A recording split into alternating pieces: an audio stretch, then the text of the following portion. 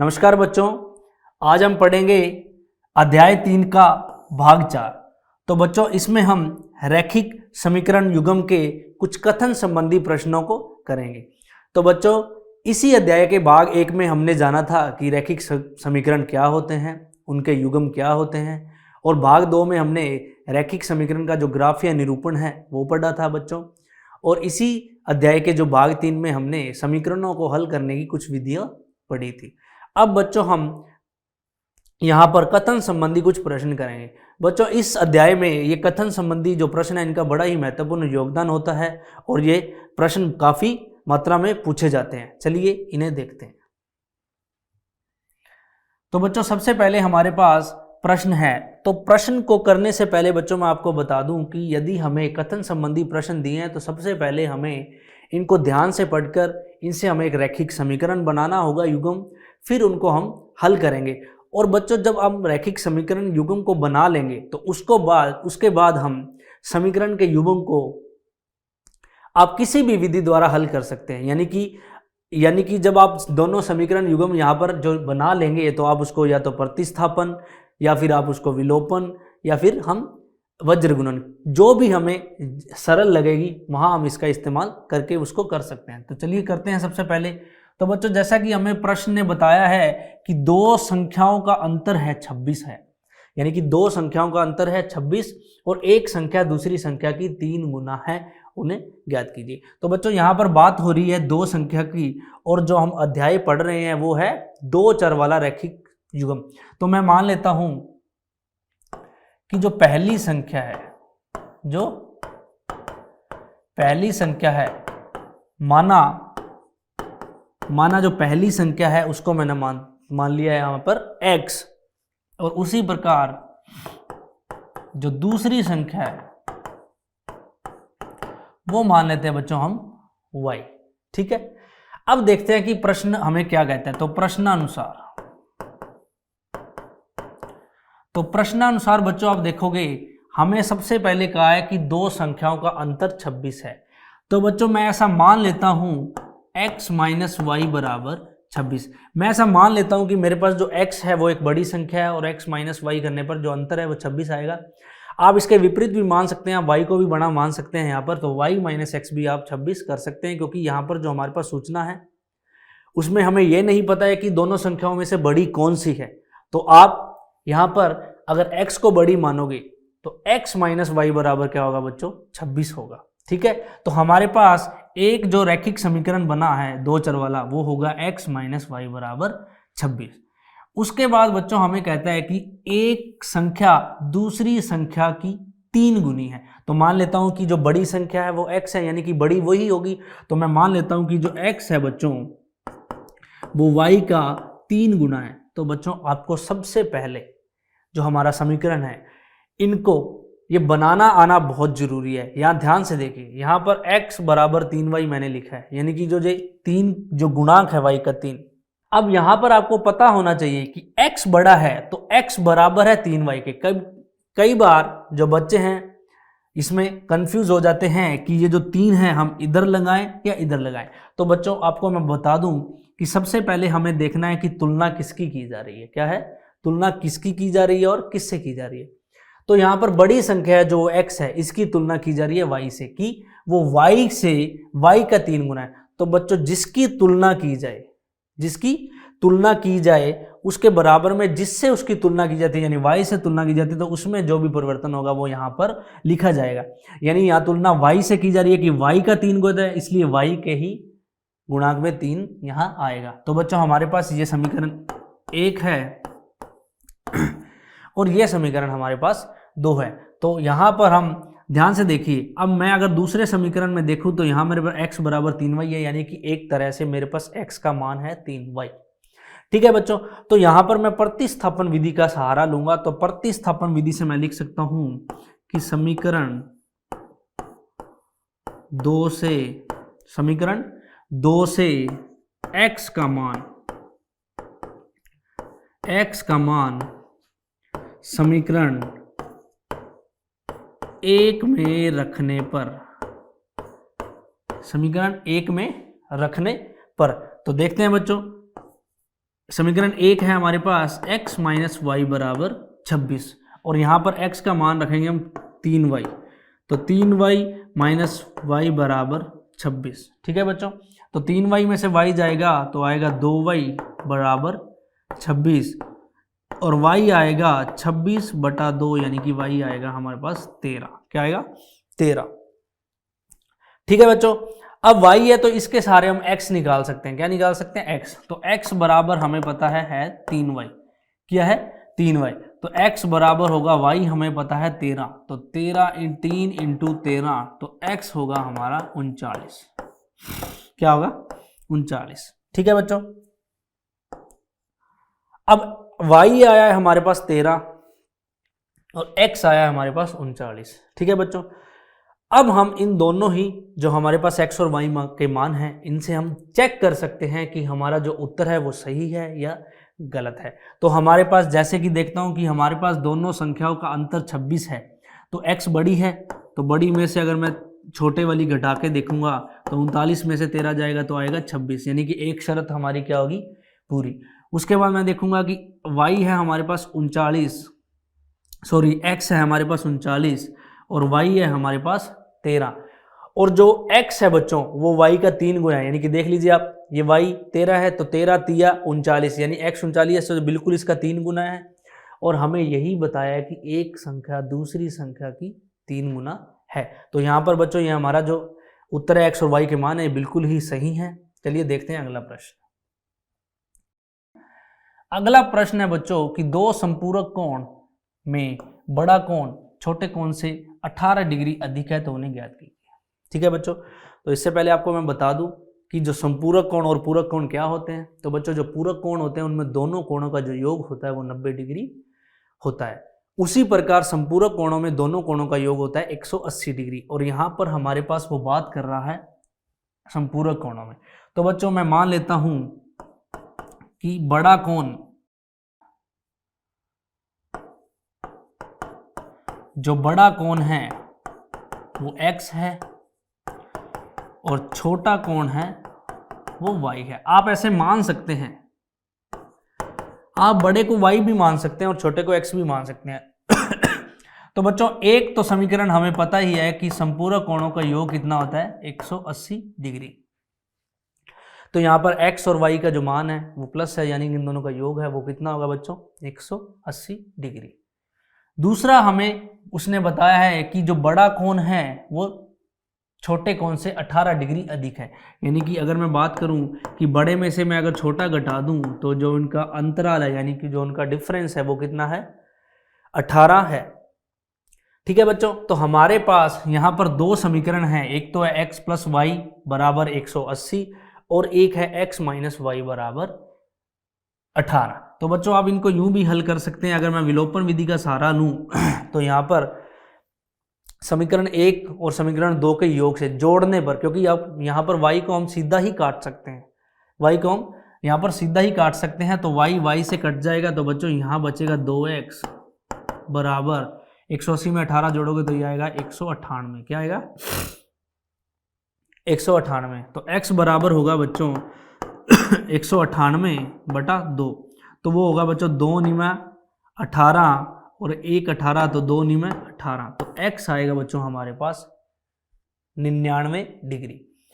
और x हमने माना था बड़ा कोण। ठीक है बच्चों, और छोटा कोण y है, और इसे हम निकाल सकते हैं कि x माइनस वाई बराबर 18 और x है हमारे पास 99 डिग्री। तो 99 माइनस वाई बराबर में क्या होगा बच्चों? 18। ये y जब उधर जाएगा तो प्लस का होगा और जब 18 इधर आएगा तो माइनस होगा, तो 99 माइनस 18। तो 99 में से जब बच्चों आप 18 घटाओगे तो ये बचेगा 1 और 9 में से 1 गया बचा 8, कितना आएगा? 81 डिग्री। कितना आएगा? 81 डिग्री। तो बच्चों यहाँ पर हमारे पास जो बड़ा कोण है वो आएगा 99 डिग्री और जो छोटा कोण है वो आएगा 81 डिग्री। ठीक है, अब हम इसको जो हमने जो दोनों कोण निकाले हैं इनको हम चेक कर सकते हैं कि ये दोनों सही हैं या नहीं है। एक तो बच्चों इन दोनों का योग 180 होना चाहिए, तो 99 और 81 ये होगा 9 और 1 10, 9 8 17 और 1 18, तो एक शर्त तो यहाँ पर होगी पूरी। और एक इन दोनों का जो डिफरेंस है यानी कि दोनों का अंतराल है वो होना चाहिए 18 डिग्री। तो 99 में से अगर मैं 81 घटाऊंगा तो ये बचेगा 9 में से 8 और 9 से, ठीक है बच्चों। तो 18 डिग्री यानी कि दोनों ही शर्तें जो प्रश्नानुसार हमें बताई गई थी वो यहाँ पर पूरी हो रही हैं। तो मैं ये कह सकता हूँ कि हमारे द्वारा जो दोनों कोण निकालेंगे, या बड़ा कोण 99 डिग्री और छोटा कोण 81 डिग्री, बिल्कुल सही है। तो बच्चों यहाँ जो समीकरण है इसको आप परिवर्तित भी कर सकते हैं। आप यहाँ पर बड़े कोण को y भी मान सकते हैं और छोटे कोण को x भी मान सकते हैं। यदि आप ऐसा करेंगे तो जो बड़ा कोण है और छोटा कोण अगर तो वहाँ यहाँ पर जो समीकरण बनेगा वो बनेगा x प्लस वाई 180, और यहाँ आएगा बच्चों y माइनस एक्स बराबर 18, क्योंकि बड़ा कोण अपन ने क्या माना इस पर y। ठीक है बच्चों, तो इस प्रकार भी आप इसे कर सकते हैं। आगे देखते हैं। अगला प्रश्न है बच्चों की एक क्रिकेट टीम के कोच ने 7 बल्ले तथा 6 गेंदें 3800 रुपए में खरीदी और बाद में उसने 3 बल्ले तथा 5 गेंदे 1750 रुपए में खरीदे। ठीक है, और प्रत्येक बल्ले और प्रत्येक गेंद का मूल्य ज्ञात कीजिए। चलिए करते हैं बच्चों। माना प्रत्येक बल्ले का जो मूल्य है वो है x रुपीस। क्या है? x रुपये। ठीक है, उसी प्रकार प्रत्येक जो गेंद का मूल्य है वो हम मान लेते हैं y रुपीस। ठीक है, अब हम बच्चों देखते हैं प्रश्नानुसार। तो प्रश्नानुसार यदि हम देखेंगे तो यहां पर कह रहा है कि 7 बल्ले, यानी कि एक बल्ले का अगर मूल्य x रुपीस है बच्चों, तो 7 बल्लों का मूल्य होगा 7 गुना x यानी कि 7x, प्लस एक गेंद का मूल्य y है तो 6 गेंदें, तो 7x प्लस 6y बराबर होगा बच्चों 3800। कितना होगा? 3800 रुपये। ठीक है, उसके बाद हमारे पास दूसरी जो समीकरण है उसमें है 3 बल्ले। यदि एक बल्ले का मूल्य x है तो 3 का होगा 3x प्लस 5 गेंदे और 5y बराबर होगा 1750। ठीक है बच्चों, अब आपके पास यहां पर इस समीकरण को हम प्रतिस्थापन विधि से भी कर सकते हैं और विलोपन विधि से भी कर सकते हैं।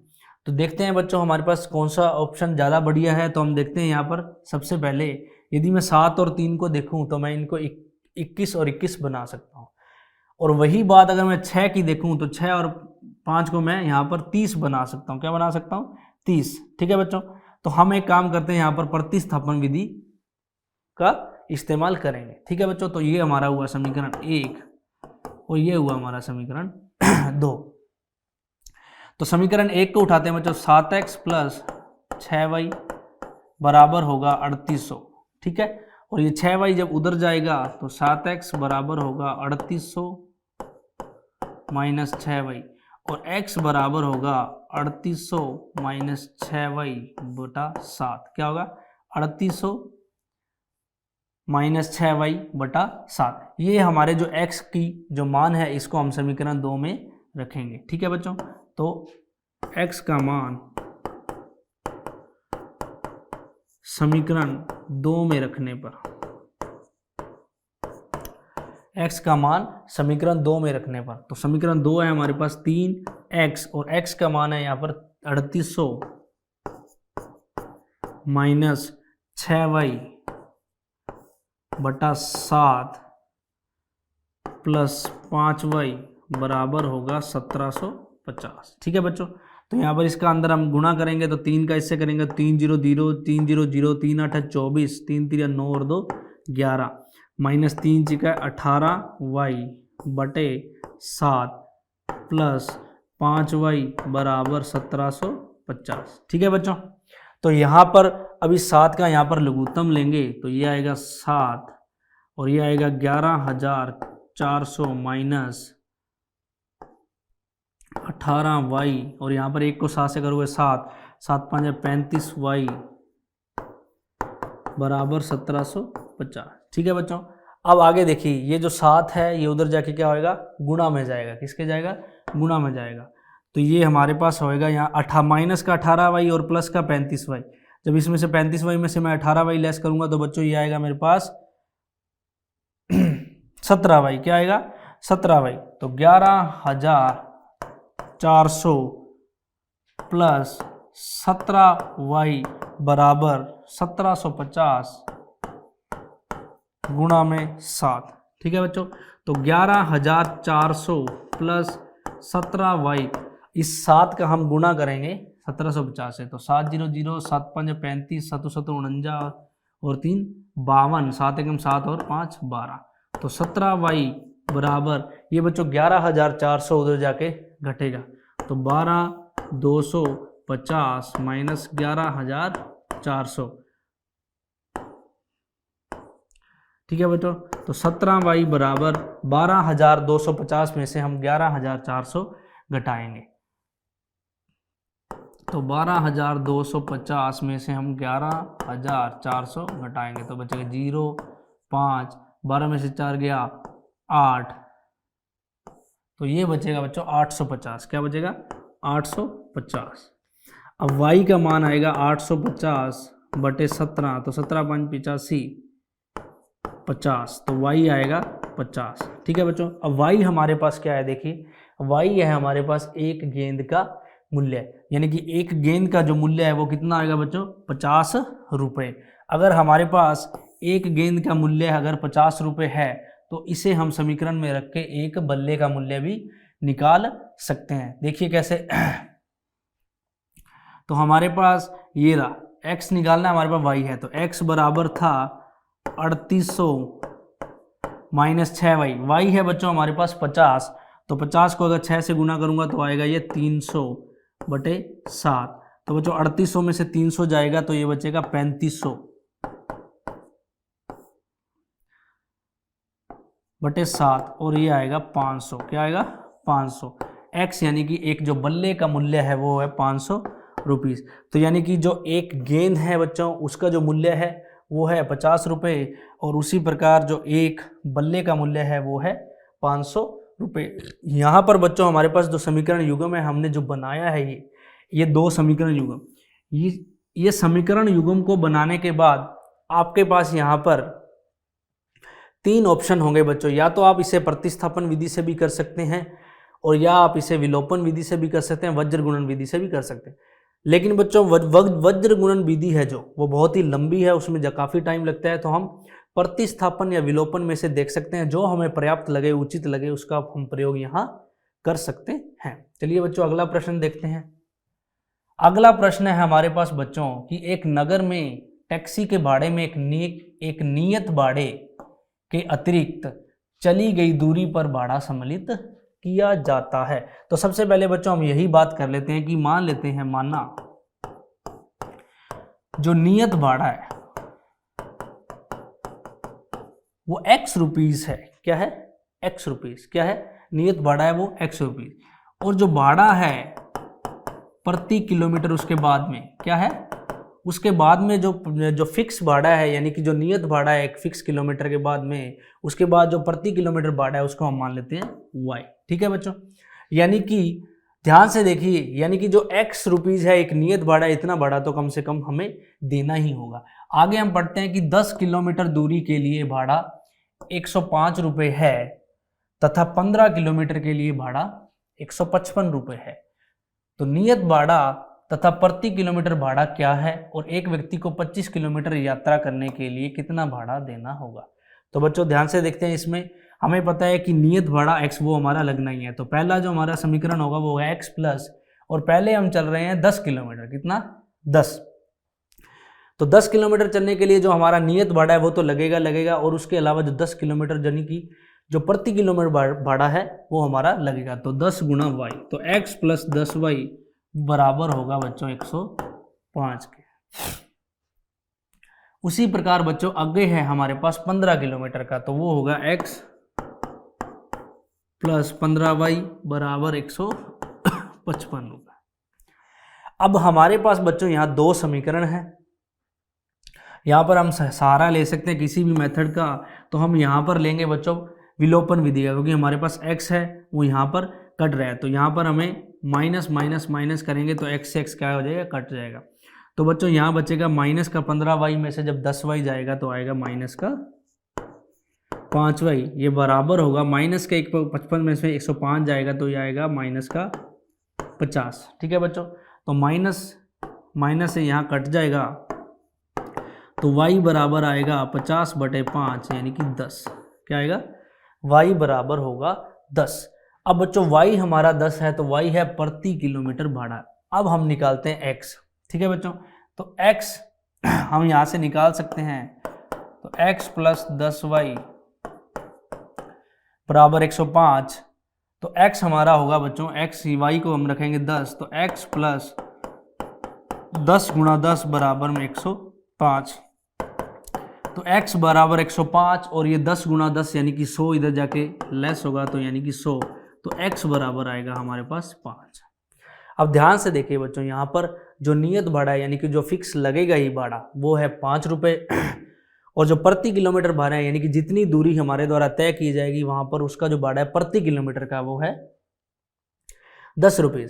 अब आगे हमसे पूछ रहा है कि 25 किलोमीटर यात्रा तय करने के लिए भाड़ा कितना देना होगा। तो बच्चों ध्यान से देखिए, सबसे पहले x प्लस 25y इतना भाड़ा हमें देना होगा। ठीक है, तो x है हमारा 5 प्लस y है हमारा 10, तो 25 गुणा 10 तो 5 प्लस 250 ये होगा बच्चों 255 रुपये।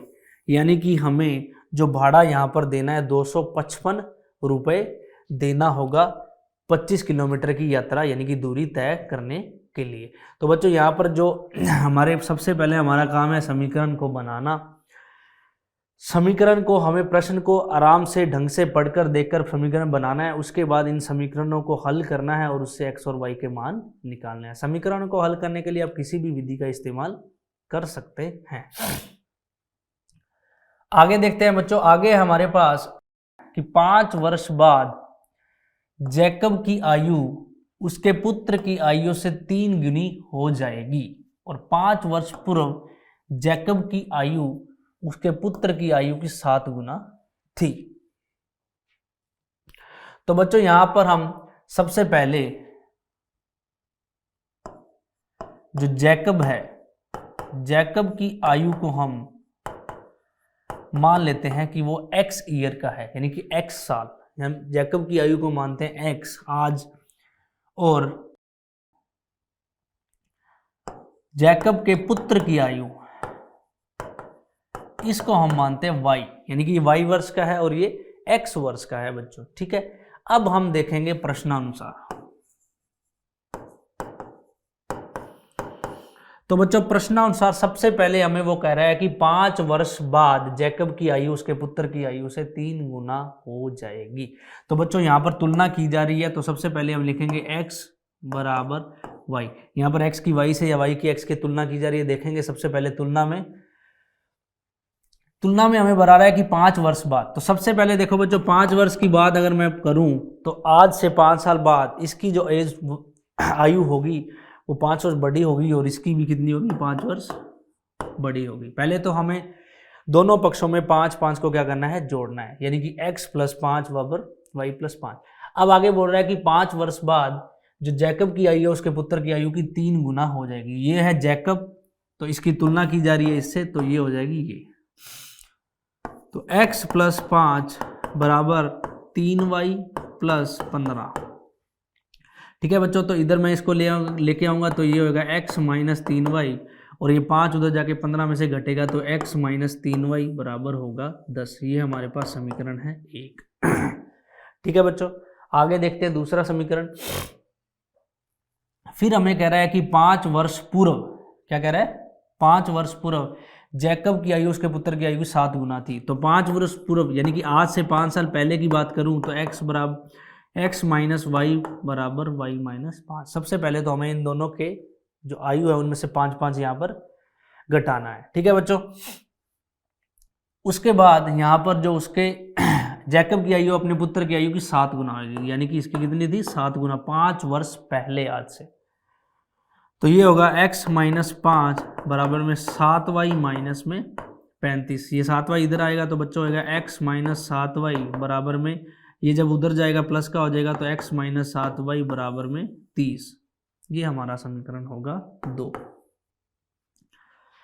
ठीक है बच्चों, अब समीकरण 1 और 2 को देखेंगे हम। समीकरण 1 है हमारे पास x माइनस 3y बराबर 10 और एक है हमारे पास x माइनस 7y बराबर में माइनस 30। यहाँ पर बच्चों हम विलोपन विधि का सहारा लेंगे। तो विलोपन विधि में ये मैं इसका करूँगा तो यहाँ इनके चिन्ह क्या होंगे, चेंज होंगे, घटाऊंगा तो यहाँ पर x से x क्या हो जाएगा बच्चों, कट जाएगा और ये भी प्लस का होगा। तो प्लस के 7y में से 3y जाएगा तो 4y और 30 में से 30 और 10 हो जाएगा 40, तो y आएगा 40/4 यानी कि 10। क्या आएगा 10। तो बच्चों यहाँ पर y क्या है, पुत्र की आयु है, तो पुत्र की आयु कितनी होगी यहाँ पर 10 वर्ष। आगे अगर बात करें तो आगे हमसे पूछे उनकी वर्तमान आयु, तो पुत्र की आयु वर्तमान क्या है 10 वर्ष और जैकब की आयु ये हम निकाल लेंगे किसी भी समीकरण से। मान लीजिए ये है x माइनस 3y बराबर 10, तो y को रखेंगे यहाँ पर तो x माइनस 3 गुना 10 बराबर 10। तो बच्चों x माइनस 30 बराबर 10 और ये माइनस 30 जब उधर जाके प्लस होगा तो x बराबर आएगा 40 वर्ष। यानी कि जैकब की वर्तमान आयु 40 वर्ष है और उसके पुत्र की वर्तमान आयु 10 वर्ष है। ठीक है बच्चों, तो आपने देखा कि दोनों की आयु हमने यहाँ पर निकाल ली है। तो बच्चों इसी के साथ इस अध्याय का जो भाग 4 है वो यहीं समाप्त होता है। तो बच्चों इस भाग में हमने रैखिक समीकरण के कथन संबंधी प्रश्नों के बारे में जाना और उसे कैसे हल करते हैं इसके बारे में जाना। तो बच्चों मिलते हैं इसी अध्याय के अगले भाग में 5 में, तब तक के लिए धन्यवाद।